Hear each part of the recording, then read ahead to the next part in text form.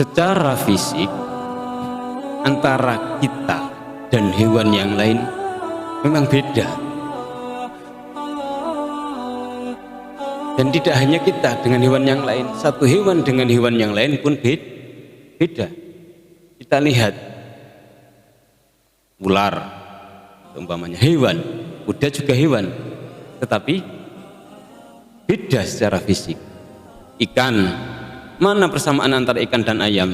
Tetap beda secara fisik, tetapi keduanya tetap digolongkan dalam jenis hewan. Nah, untuk masalah bentuk fisik antara satu hewan dan hewan yang lain, di antara semua hewan memang kita adalah bentuk yang terbaik. Laqad khalaqnal insana fi ahsani taqwim. Sungguh kami benar-benar telah menciptakan manusia dalam bentuk yang terbaik. Maka di antara semua hewan tidak ada yang mengalahkan fisik, bentuk fisik manusia, tidak ada. Kita ini sempurna.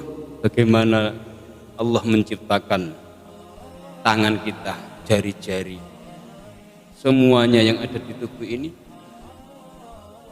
mengalahkan bentuk fisik dari hewan-hewan yang lain. Itu secara fisik. Bisa dilanjutkan keterangannya sesuai dengan nanti apa yang terpikirkan oleh pikiran kita, oleh akal kita, bagaimana perbedaan antara satu hewan dengan hewan yang lain.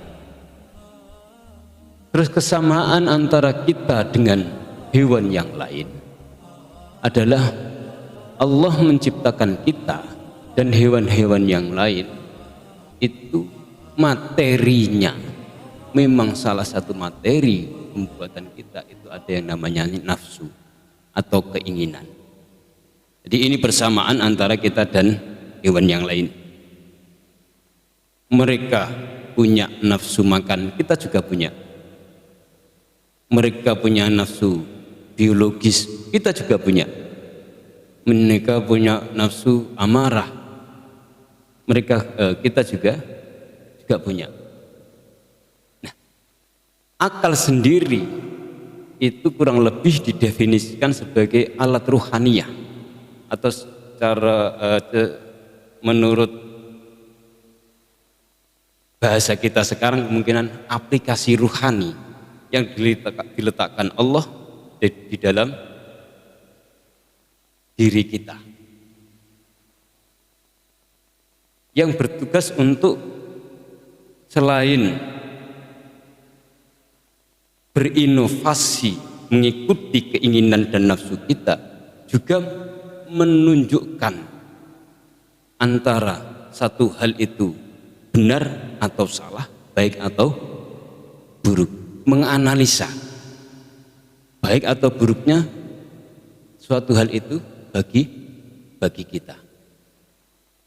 Oleh karenanya akal itu dalam membimbing keinginan dan nafsu kita sebagai manusia, hewan yang dikasih nafsu, itu sangat berpengaruh sekali adanya pengetahuan, adanya ilmu, itu sangat berpengaruh. Pengalaman itu sangat berpengaruh bagi pribadi masing-masing kita dalam mengelola keinginan nafsu.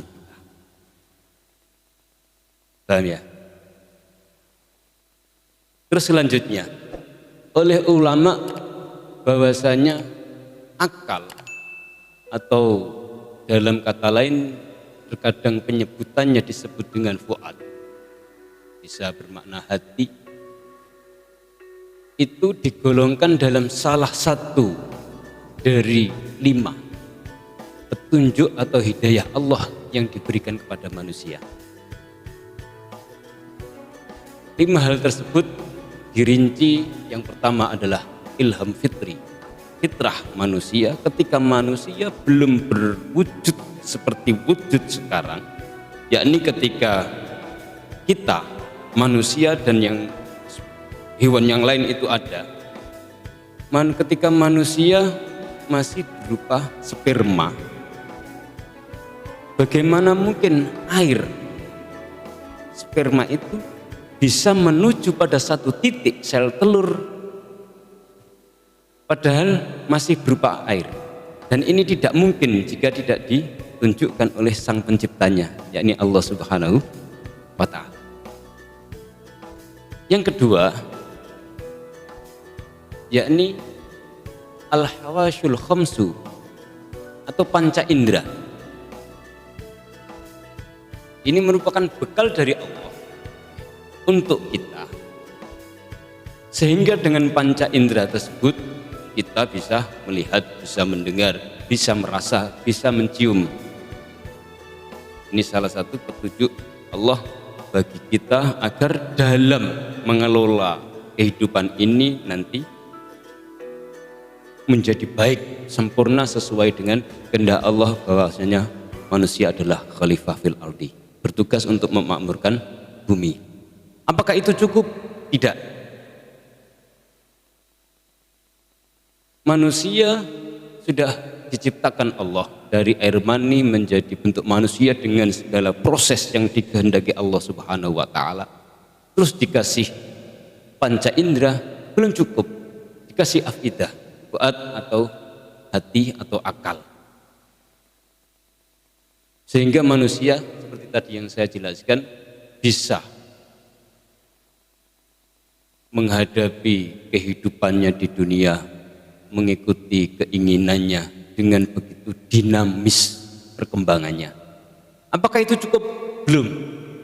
Oleh Allah manusia ini untuk membimbing manusia yang punya hati, punya akal, maka diturunkanlah agama.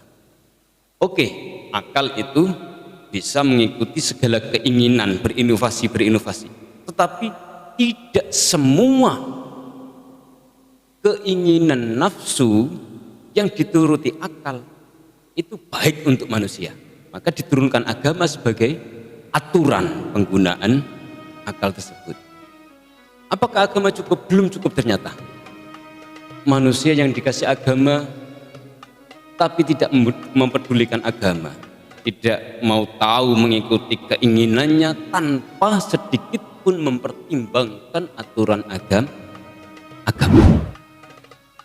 Karena agama belum cukup, dalam artian agama itu sudah ada, aturan itu sudah ada, tapi manusia ketika tidak mengikuti aturan itu, maka fungsi akalnya pun belum sempurna. Maka Allah memberikan kita hidayah yang terakhir, yakni kashful qulub, terbukanya hati, atau kita sering menyebutnya dengan hidayah Allah. Hidayah dalam menerima agama sebagai aturan kita hidup di dunia, mengikuti keinginan dengan inovasi akal, tapi tidak keluar dari aturan Allah Subhanahu wa Ta'ala yang disebut dengan agama. Maka karena itu sebenarnya kita itu wajib hukumnya mengajari akal kita, mengajari pikiran kita tentang ilmu pengetahuan, terutama pengetahuan agama. Karena